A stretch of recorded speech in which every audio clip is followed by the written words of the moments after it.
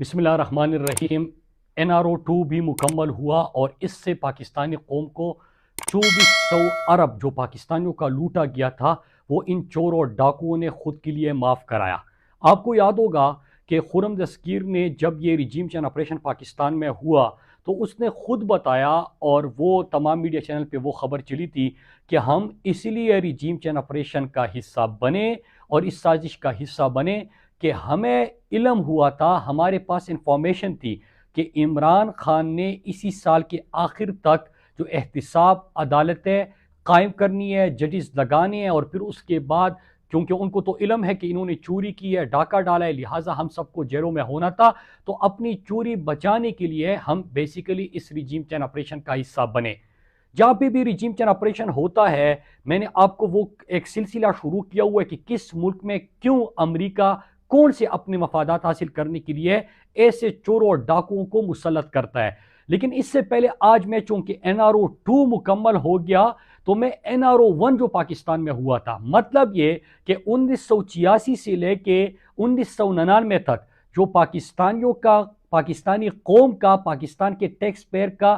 पैसा जिन्होंने चुराया था, डाका डाला था, उनके लिए वो तमाम चोरी डाका मुआफ कराया गया। बल्कि यहां तक कि जिन्होंने कत्ल भी किए थे, मतलब हर किस्म के जराइम पेशा अफराद के लिए NRO का इंतजाम किया गया। तो ये NRO उस वक्त जो मिला था वो कैसे मिला था, जरा आप इससे अंदाजा लगाए कि जो पाकिस्तान में रिजीम चेंज ऑपरेशन हुआ है और जब ये इस किस्म की रिजीम चेंज ऑपरेशन अमेरिका करता है तो न सिर्फ ये कि आपकी मईशत तबाह होती है, अपने मफादात का उसूल करते हैं, आपके मुल्क को किस किस अंदाज से नुकसान होता है। मैं आपको NRO-1 की मिसाल दूं।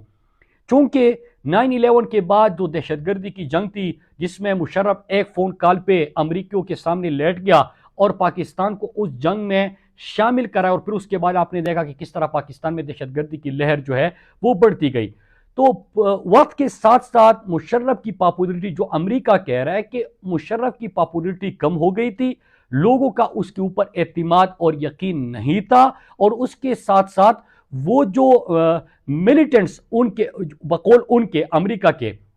तो उसके हवाले से वो और ज्यादा मस्बत नताइज नहीं दे रहा था। लिहाजा चूंकि पार्टनर भी है और अब नए अहदाफ नए लोगों से हासिल करने हैं तो उसके लिए क्या जरूरी था कि एक मुशर्रफ रोशन ख्याल और दूसरा रोशन ख्याल जो उन्होंने पीपल्स पार्टी को मुंतखब किया कि इन दोनों को पावर शेयरिंग एग्रीमेंट इनके बीच होना चाहिए जिसके तहत हम अपने मफादात बेहतर तरीके से उसूल करें,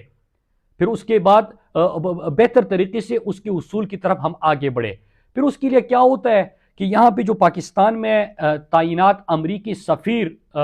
थी उस वक्त की, वो यहाँ पे मुख्तलिफ पोलिटिकल पार्टी से मीटिंग्स करती है, मुशर्रफ की जुमात से, पीपल्स पार्टी से, और वो एक NRO की शक्ल वो आहिस्ता आहिस्ता इख्तियार करती है। यहाँ पे मैं ये भी बताता चलूँ कि जब पाकिस्तान में रिजीम चेंज ऑपरेशन हो रहा था तो उस वक्त कुछ एंकर्स और जो पार्लियामेंटेरियन तहरीक इंसाफ का फिर साथ छोड़ रहे थे और जो मंडी लगी थी, जिनकी जमीर जागे थे, वो और इस किस्म के दूसरे लोगों से अमरीकी सफीर और अमेरिकन एम्बेसी बारहा राब्ते में रही, चुपके मुलाकातें होती रही और इसी बातों पर डिस्कशन होती रही कि इमरान खान को हटा के किस तरह ये नो कॉन्फिडेंस और इस चीज़ के ऊपर किसी और दिन तफसील से बात कर लेंगे। तो ये उस वक्त भी हो रहा था। लेकिन यहाँ पे 2007 में क्या होता है कि एन पेट्रिसन सबसे मिलती है, एक फार्मूले की शक्ल वो आहिस्ता आहिस्ता इख्तियार करती है, फिर वो अमरीकी हुक्काम जो है वो इसको आगे लेके जाती है UAE में बेनज़ीर के साथ, और फिर मुशर्रफ के साथ मुलाकातें भी हुई। उसमें दोनों को कभी लंदन जाके, कभी पाकिस्तान आके, और फिर उसके बाद कभी UAE में दोनों को फेस टू फेस उनकी मुलाकात भी कराई गई। जब ये मुलाकात भी हुई तो उसके बाद कोंडोलीजा राइस जो है वो इस NRO को या इस एग्रीमेंट को, इस डील को आगे लेके जा रही थी। तो मैं आपको ये भी चीज़ बता दूं कि कोंडोलीजा राइस ने अपनी किताब में इसका जिक्र किया है। फिर इसके साथ जो डिप्लोमेटिक केबल्स है जो विकीलीक्स की शक्ल में आए थे, डिप्लोमेटिक केबल जो अमरीकी सिफारत खाने से थे, इसमें भी इन तमाम NRO का और इस डील का जिक्र है। और इसके साथ साथ शौकत अजीज जो कि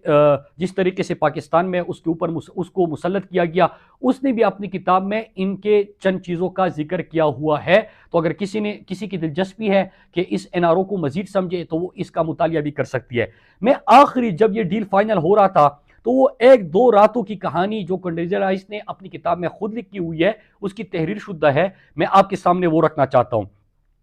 कि रात के दिन के 4:45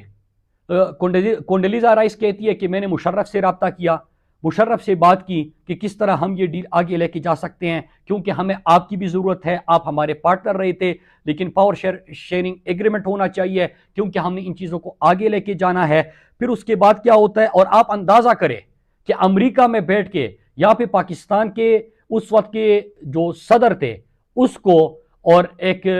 डिक्टेटर थे उसको, फिर उसके साथ जो पॉलिटिकल पार्टीज खुद को जमहूरियत के चैंपियन कहती है, उसके सरबराह को अमेरिका डिक्टेट करके उनके राब्ते करवा के उनको बता रही है कि आपने करना क्या है पाकिस्तान में, पाकिस्तान के ऊपर किसकी हुकूमत कायम होगी और किस तरह पाकिस्तानियों का जो पैसा आप लोगों ने चुराया है वो हम आपके लिए माफ कराएंगे। जरा सुनिएगा,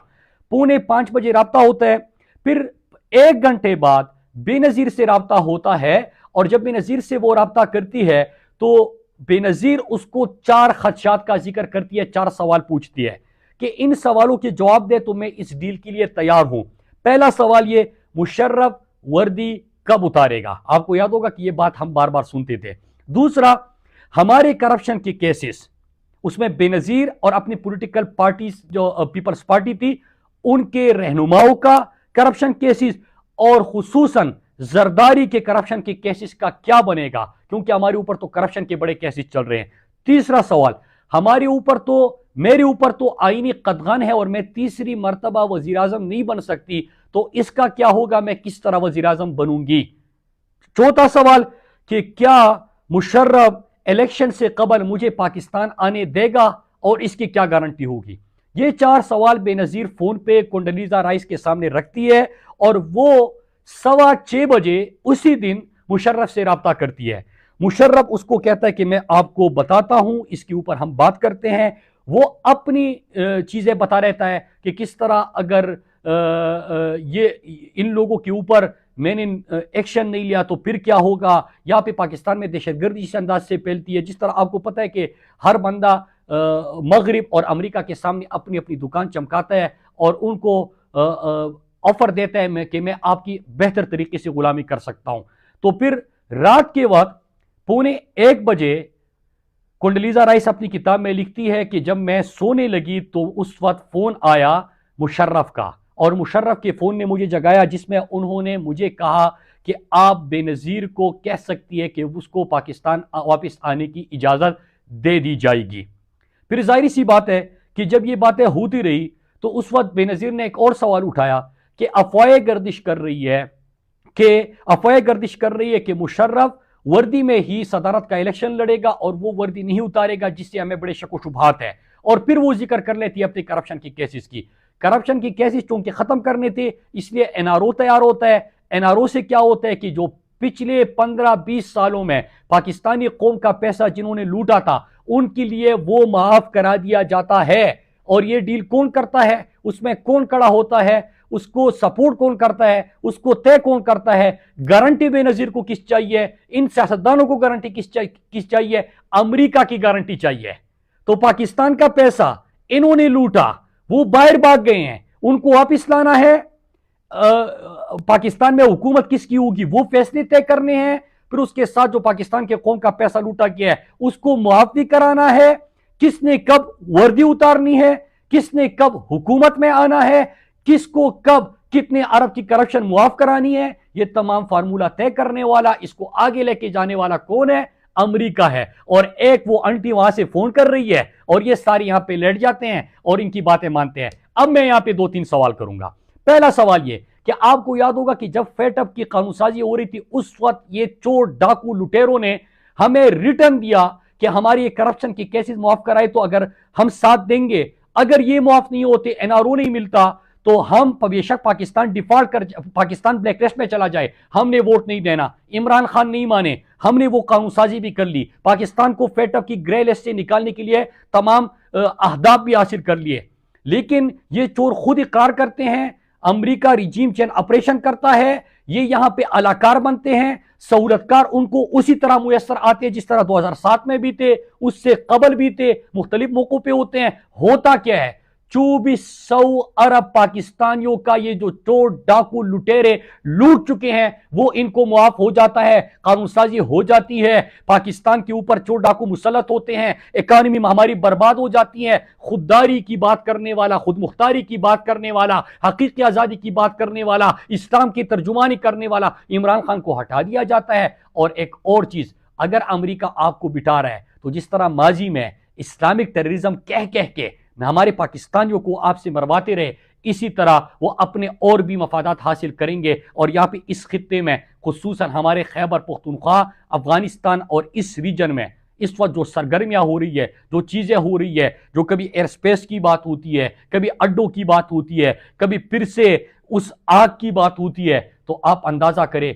कि अमरीकी अपने मकासद हासिल करते हैं और फिर इस खित्ते में ग्रेटर गेम प्लान तय होते हैं और ताकत के तवाजुन या अपने असर रसूख कायम करने के लिए पाकिस्तानियों का खून होता रहता है। इस पे ज़रूर सोचिएगा। और आखिरी चीज़ ये कि एक तो मैंने आपको बता दिया कि किस तरह ये NRO 1 दिया गया था, उसमें अमेरिका का किरदार था, अमेरिकी सिफारतखाने का किरदार था, और NRO 2 अब जिस तरह दिया गया, तो इस NRO 2 के ऊपर तफसील से बात करेंगे। और मैं अभी तक आपको ऑपरेशन एजेक्स पार्ट 2, फिर उसके साथ ऑपरेशन सक्सेस, मैंने आपको 2-3 ममालिक में जो अमेरिका ने रिजीम चेंज ऑपरेशन किया उसका जिक्र मैं कर चुका हूं। और इंशाल्लाह आगे जाके मैं आपको बताता हूं, क्योंकि इश्यूज बहुत होते हैं, तो मैंने आपको ये NRO 1 के तमाम किरदारों का और इसके साथ साथ NRO 2 के तमाम बेनिफिशरीज का, इन किरदारों का, और रिजीम चेंज ऑपरेशन पाकिस्तान में अमेरिका ने, मैंने ये तो बता दिया कि क्यों किया, इमरान खान से खतरात क्या थे, वो आप देख सकते हैं पिछली वीडियोस में।